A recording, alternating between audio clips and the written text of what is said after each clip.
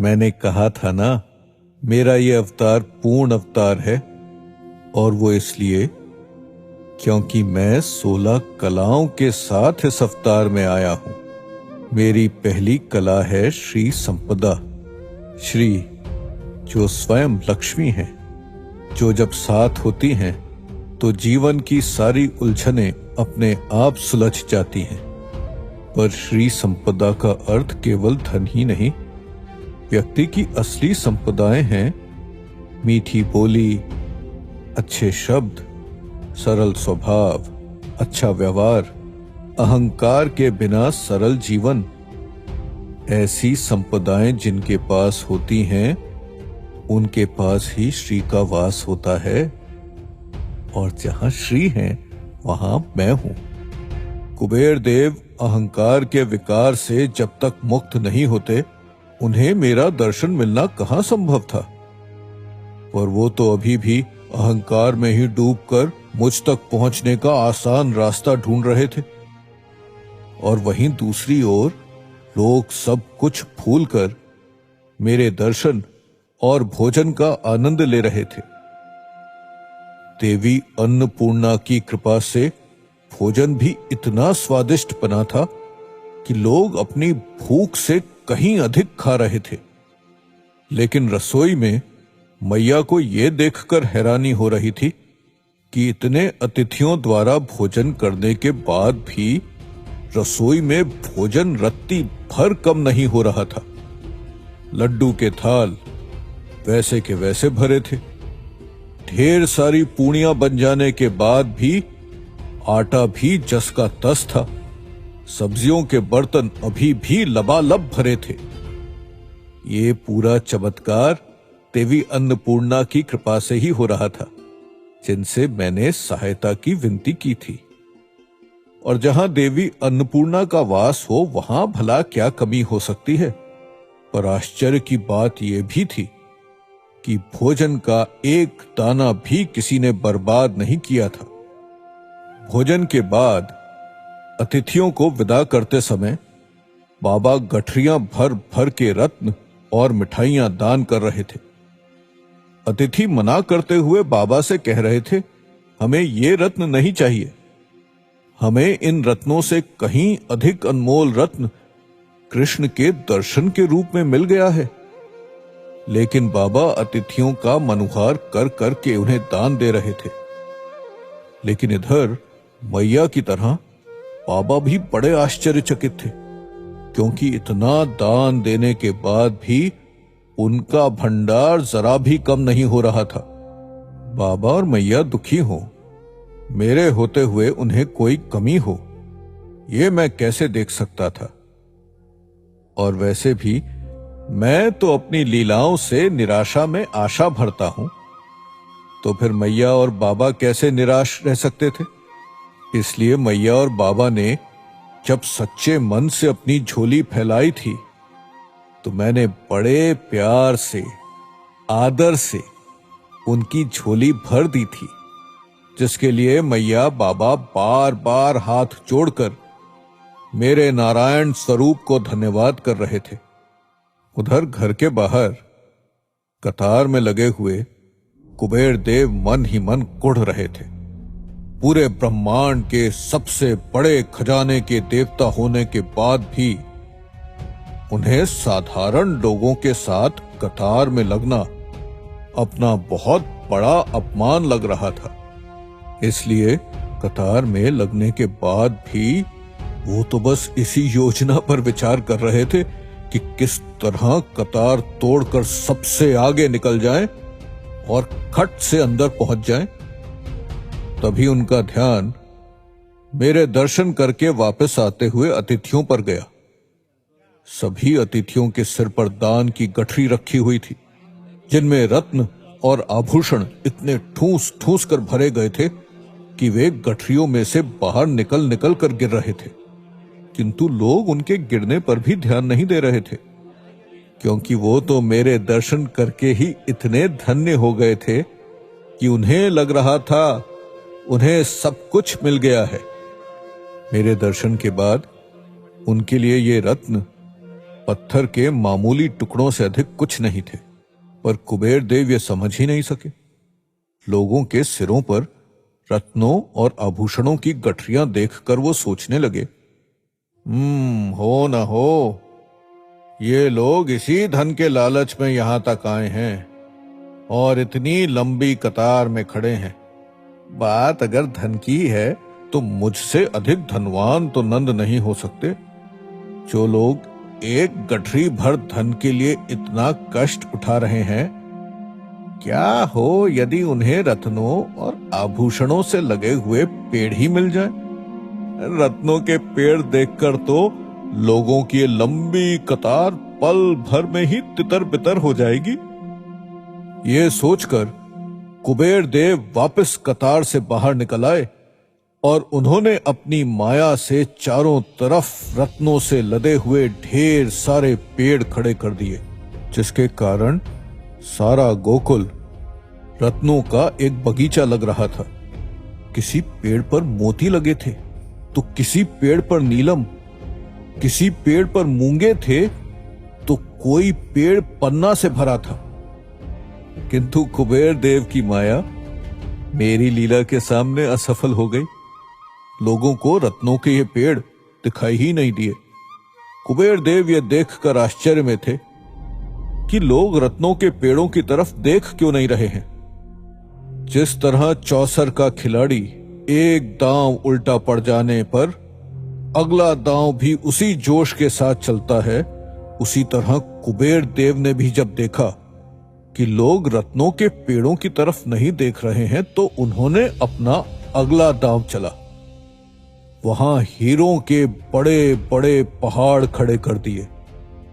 सूरज की किरणें हीरों के उन पहाड़ों को और भी अधिक चमकदार बनाने लगी।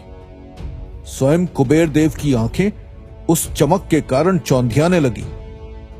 किंतु लोग अभी भी रत्नों के पेड़ों और हीरों के पहाड़ों से बेखबर कतार में श्रद्धा पूर्वक वैसे ही खड़े रहे जैसे पहले खड़े थे। ये देखकर कुबेर देव निराश हो गए। ऐसा तो पहले कभी नहीं हुआ था।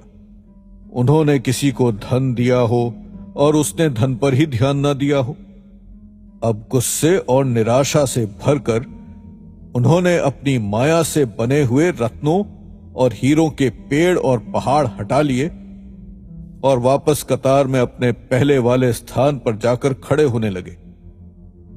लेकिन वहां खड़े हुए लोग उनसे झगड़ने लगे और कहने लगे, आप एक बार कतार से बाहर हो गए थे तो अब बाहर ही रहिए या फिर अंत में जाकर खड़े हो जाइए। कुबेर देव ने लोगों को समझाने का बहुत प्रयास किया, लेकिन वो नहीं माने। थक हार कर कुबेर देव फिर से अंत में लगने के लिए चल दिए। लेकिन अब तक तो कतार और भी अधिक लंबी हो चुकी थी। बहुत अधिक चलने के बाद कुबेर देव कतार के सबसे पीछे पहुंचकर उसमें लग गए। बात यह है कि एक कार्य को अधूरा छोड़कर अगर कोई दूसरे काम में लग जाता है तो न ही पहले वाला कार्य पूरा हो पाता है न ही दूसरा। वही स्थिति तो अब कुबेर देव जी की भी थी। कुछ देर बाद वहीं खड़े खड़े कुबेर देव ने देखा कि मेरे दर्शन करने के बाद अग्निदेव और वरुण देव वापस लौट रहे थे। कुबेर देव ने उनसे मुंह छुपाने की कोशिश की, लेकिन उन्होंने कुबेर देव को कतार में लगा हुआ देख ही लिया। ये देखकर अग्निदेव वरुण देव से बोले, वरुण देव, ये मैं क्या देख रहा हूं? धन के देवता स्वयं कुबेर आम लोगों की तरह पंक्ति में लगे हुए हैं। वरुण देव अग्निदेव की बात में और अग्नि डालते हुए बोले, ये तो सचमुच बहुत बड़ा आश्चर्य है। हम जैसे साधारण देवता कतार में लगे, ये तो समझ भी आता है, किंतु कुबेर जैसे असाधारण देवता कतार में लगे, ना ना, ये उन्हें शोभा नहीं देता। ऐसी बातें करते हुए अग्निदेव और वरुण देव हंसते हंसते वहां से चले गए और कुबेर देव अपना सा मुंह लिए हुए सर झुकाए खड़े रह गए। अब इन सब बातों का कुबेर देव जवाब देते भी तो क्या। इस समय उन्हें अग्निदेव और वरुण देव पर नहीं, बल्कि स्वयं अपने आप पर क्रोध आ रहा था कि वो पहले ही दूसरे देवताओं के साथ गोकुल क्यों नहीं आ गए। अब एक और कुबेर देव इस प्रतीक्षा में थे कि कब कतार आगे बढ़े और कब वो अंदर पहुंचे, पर कुछ ही देर में उनसे आगे खड़े दो लोगों के बीच किसी बात पर बहस हो गई। वो दोनों आपस में झगड़ पड़े। ये देखकर कुबेर देव ने फिर सोचा, ये अच्छा मौका है, और वो इस बहस और झगड़े का लाभ उठाते हुए कतार से निकलकर आगे आ गए और चुपचाप आकर उन दोनों झगड़ा करने वालों की जगह खड़े हो गए। पर झगड़ा तो वो दोनों ही कर रहे थे ना। जो दूसरे लोग कतार में थे, उनकी नजर तो पूरी कतार पर थी। उन्होंने कुबेर देव को छुपते छिपाते कतार में घुसता हुआ देख लिया और उन्हें फिर से पीछे धकेल दिया। तब एक व्यक्ति जो बड़ी देर से कुबेर देव को देख रहा था, वो बोला, आपकी समस्या क्या है?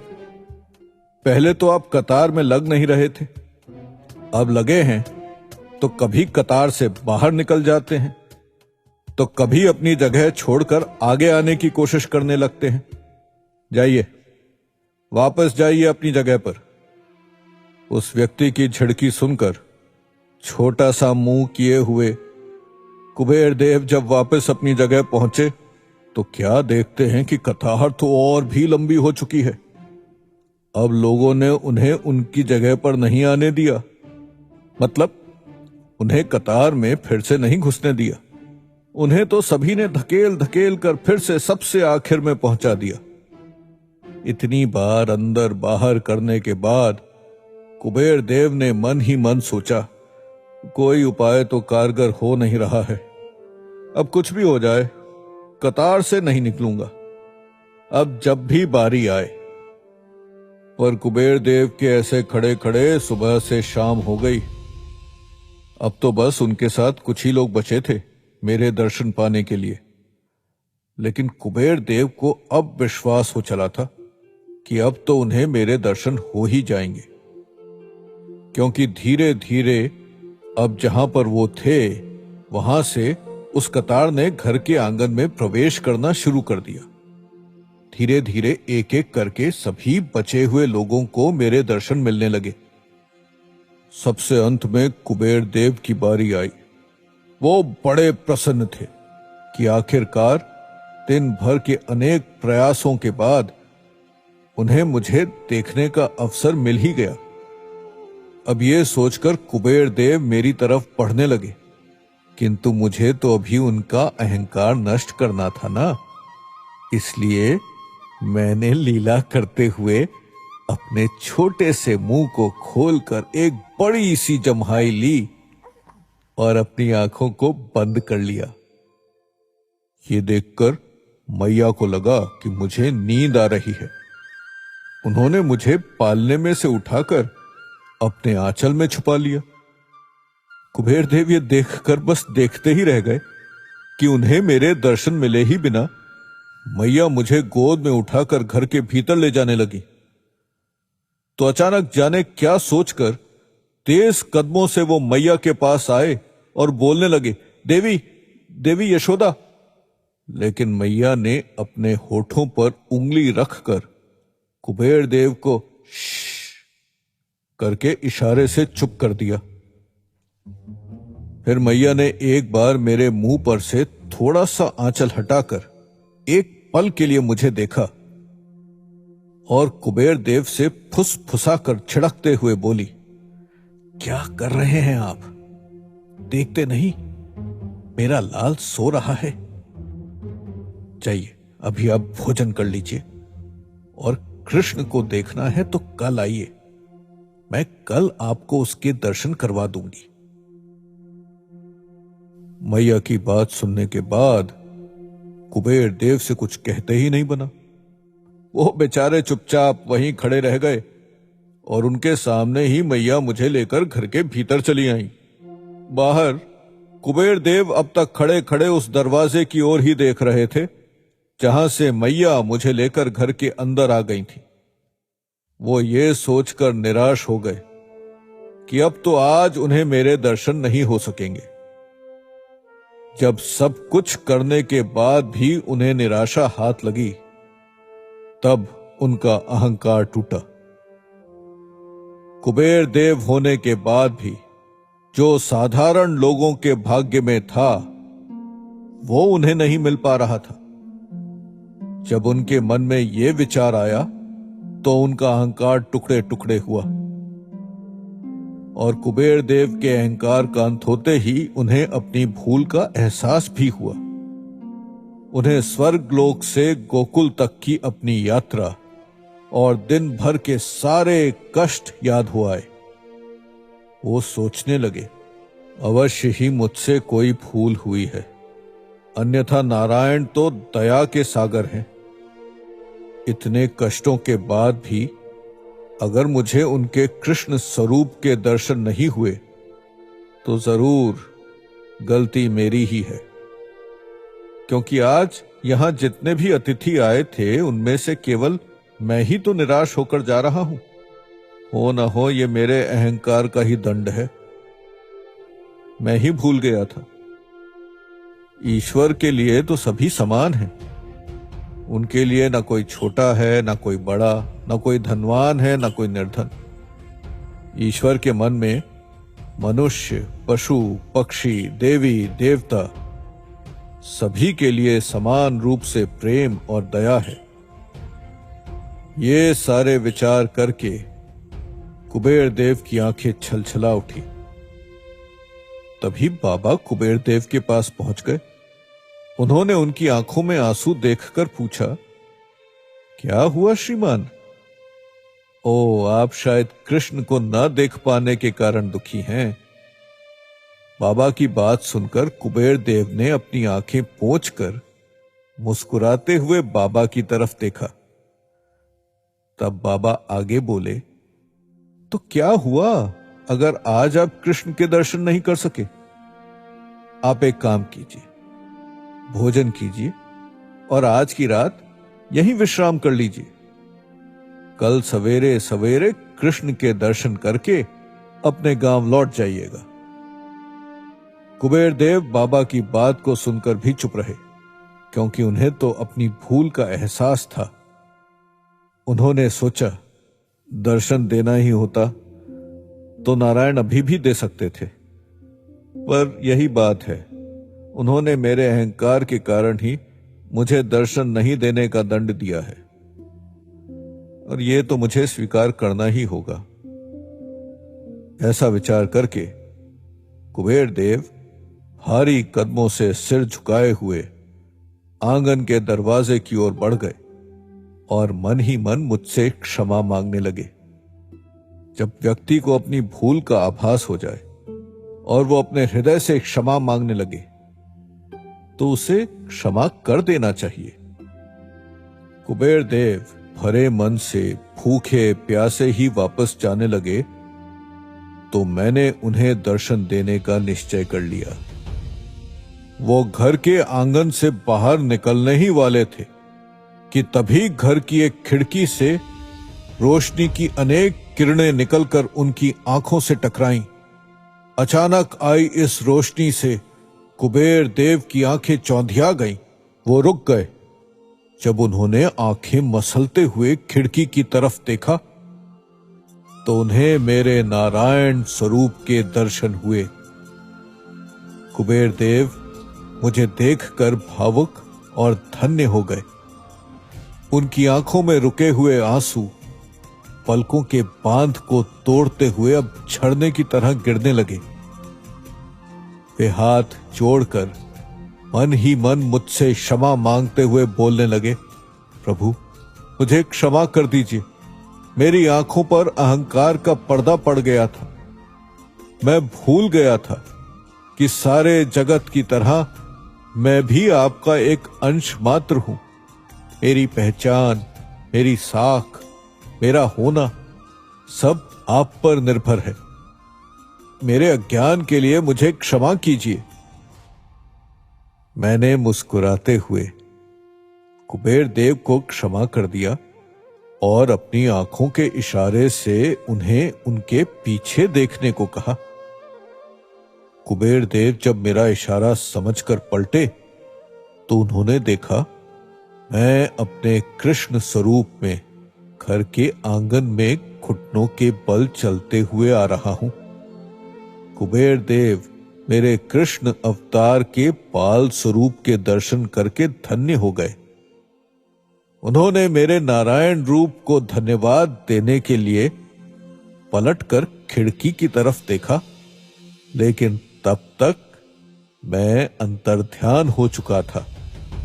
कुबेर देव वापस पलटे और मेरे कृष्ण रूप की तरफ दौड़ पड़े। बाबा कुबेर देव को इधर उधर पलटते हुए देखकर हैरान हो रहे थे, लेकिन जब कुबेर देव दौड़ते हुए मुझ तक पहुंचे तब बाबा की नजर भी मुझ पर पड़ी। आज से पहले मैं कभी घुटनों के बल नहीं चला था। ये पहला अवसर था जब बाबा मुझे घुटनों के बल चलता देख रहे थे। वो बहुत भावुक हो गए। उन्होंने प्रसन्नता के साथ मैया को आवाज लगाई, देवी यशोदा, देवी यशोदा, जल्दी से बाहर आइए, देखिए देखिए अपने लाल को देखिए। मैया ने घर के भीतर से जब बाबा की ये आवाज सुनी तो वो मेरे लिए एकदम चिंतित हो उठी और सारे काम छोड़कर आंगन की तरफ भागी। आंगन में पहुंचकर मैया ने देखा कि मैं घुटनों के बल चल रहा हूं। बाबा मेरे पास खड़े हैं और मनुष्य रूप में कुबेर देव हाथ जोड़े मुझे निहार रहे हैं। मैया भी मुझे घुटनों के बल चलते हुए देखकर निहाल हो गईं। भावुकता में उनकी आंखों से आंसू बहने लगे। मैया आवाज लगा लगा कर घर के सभी गोप गोपियों को बुलाकर मुझे घुटनों के बल चलता हुआ दिखाने लगी। तभी मैं भी अपने दोनों हाथ उठाकर मैया को अपने पास बुलाने लगा। मैया आंसुओं को पल्लू से पोंछते हुए मुस्कुराकर मेरे पास आकर बैठ गई और मेरे सिर पर हाथ फेरकर मुझे चूमने लगी। तभी कुबेर देव बाबा से बोले, मैं जिस उद्देश्य से यहां आया था वो तो अब पूरा हो गया। मुझे आपके लाल के दर्शन हो गए। मैं धन्य हो गया। अब मुझे आज्ञा दीजिए। कुबेर देव की बात सुनकर मैया बोली, आज हमारे लाल के अन्नप्राशन के अवसर पर आप हमारे घर से भूखे नहीं लौट सकते। और ये भी संयोग है कि मेरा लाल पहली बार आपके ही सामने घुटनों के बल चला है, इसलिए मैं आपको भोजन किए बिना नहीं जाने दूंगी। मैया के आग्रह के बाद भी कुबेर देव भोजन के लिए संकोच कर रहे थे। तब मैंने भी एक किलकारी भरकर उनसे भोजन करने का आग्रह किया। मेरे आग्रह को कुबेर देव कैसे ठुकराते। उन्होंने अपनी गर्दन हिलाकर मैया को भोजन के लिए स्वीकृति दे दी। मैया ने मुझे गोद में उठाया और फिर कुबेर देव के साथ रसोई घर में आ गई। उनकी आज्ञा से गोपियों ने तुरंत कुबेर देव के लिए एक आसन लगा दिया और चांदी के तख्ते पर भोजन की थाली रख दी। मैया भी मुझे गोद से उतारकर कुबेर देव को भोजन कराने में जुट गई। मैं घुटनों के बल चलते चलते उनके पास आ गया। कुबेर देव ने अपना भोजन शुरू करने से पहले थाली में से थोड़ी सी खीर उठाकर मेरी तरफ बढ़ाई। मैंने अपना मुंह खोल दिया और उन्होंने मुझे खीर खिला दी। ये देखकर मैया हंसते हुए बोली, चलिए ये संयोग भी अच्छा हुआ। आज मेरे लाल के अन्नप्राशन के अवसर पर आपके शुभ हाथों से भी इसके मुंह में अन्न चला गया। भोजन के बाद बाबा धन के देवता कुबेर देव को जब धन का दान देने लगे तो वो बोले, ये धन सच्चा धन नहीं। ऐसा कहकर कुबेर देव मेरी तरफ आए और मेरे चरणों को छूकर उन पर लगी धूल को उंगलियों से अपने माथे पर लगाकर बाबा से बोले, ये है सच्चा धन। बाबा और मैया कुबेर देव की बात सुनकर मुस्कुरा उठे। इसके बाद कुबेर देव वहां से चले गए। उनके जाने के बाद मैया बाबा से बोली, सुनिए, ये अतिथि तो कुछ भी दान लिए बिना घर से चले गए, लेकिन आज मेरा लाल पहली बार घुटनों के बल चला है। मैं इस शुभ अवसर पर किसी योग्य ब्राह्मण को 1001 गाय दान करना चाहती हूं। बाबा बोले, उचित है देवी यशोदा, मैं कल ही किसी ऐसे ब्राह्मण देवता को तलाश करके घर ले आऊंगा। किंतु मैया बोली, कल नहीं, मुझे तो आज ही दान करना है। अब मैया की बात सुनकर बाबा परेशान हो गए, लेकिन मैं मुस्कुरा रहा था, क्योंकि मैं जानता था कि मुझे क्या करना है। गोकुल के पास ही एक जंगल में एक ब्राह्मण जिनका नाम कर्ण था, कई दिनों की यात्रा और उपवास व्रत करके मेरे अन्नप्राशन के लिए चले आ रहे थे, किंतु थकान के कारण उन्हें अनेक जगह विश्राम करना पड़ा, जिसके कारण वे अब तक भी गोकुल नहीं पहुंच सके थे। लेकिन आज वो किसी भी तरह मुझ तक पहुंचना चाहते थे, इसलिए आज उन्होंने सवेरे से कहीं भी विश्राम नहीं किया। वैसे तो उनके पैर जवाब दे चुके थे, किंतु मेरे प्रति उनकी श्रद्धा उनकी थकान से लगातार लड़ रही थी। मैया के दान देने के प्रण और निष्ठा को देखते हुए मैंने आचार्य कर्ण के पैरों में शक्ति डाल दी, जिसके कारण उनके पैर हिरण की तरह दौड़ने लगे। इधर बाबा मैया को मनाने में लगे थे, लेकिन मैया दान देने के अपने हठ पर अड़ी हुई थी। बाबा लगातार मैया को समझा रहे थे, देवी, इस समय दान देने के लिए किसी भी योग्य पात्र का मिलना बहुत मुश्किल है। विश्वास करिए, मैं कल एक नहीं बल्कि 10 योग्य ब्राह्मण देवता को यहां ले आऊंगा। लेकिन इस समय दान के लिए किसी को कहां ढूंढूं? लेकिन मैया ने हट करते हुए कहा, कहां मिलेगा, कैसे मिलेगा, यह सब मैं नहीं जानती। मुझे तो अपने लाल के लिए अभी ही दान करना है। बाबा मैया को फिर समझाने की कोशिश कर ही रहे थे, तभी आचार्य कर्ण हमारे द्वार पर आ पहुंचे। श्री कृष्ण ने अपनी लीला से कुबेर देव का अहंकार तो दूर कर दिया, पर अब वो आचार्य कर्ण को अपनी कौन सी लीला दिखाने वाले हैं, ये सब जानने के लिए तो फिर आना होगा प्रभु श्री कृष्ण की लीलाओं की गाथा श्री कृष्ण लीला को सुनने।